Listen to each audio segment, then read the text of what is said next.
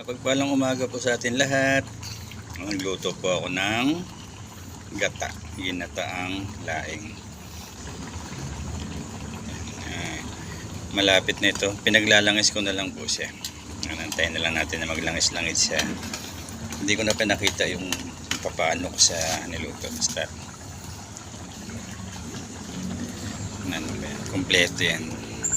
Ang sili, wala lang tayong siling haba, pero marami yung siling yung manghang, yung sabi nga niya siling demonyo tawag ng iba. Antayin na lang natin maglangis-langis siya.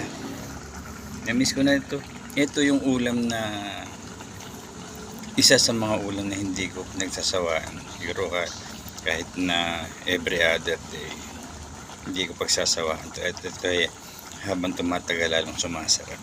Ayan. Antayin po natin mamaya. Papakita ko sa iyo yung luto. Ito kasi naglalangis eh. Mas masarap yung naglalangis. Ayan.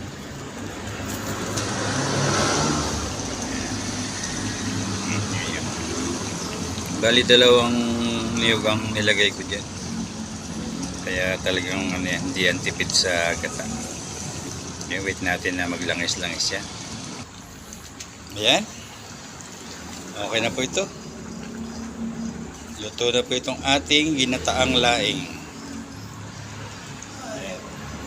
Naku, siguradong matutuwa ang tropa nito. Ayan. Maraming salamat po sa panonood. Kain na po tayo. Maraming salamat mga kapatid. Magandang umaga sa inyong lahat. Thank you. Ayan, abangan nyo po ang ko sa pag-post ko nito. Maraming salamat po. Bye bye.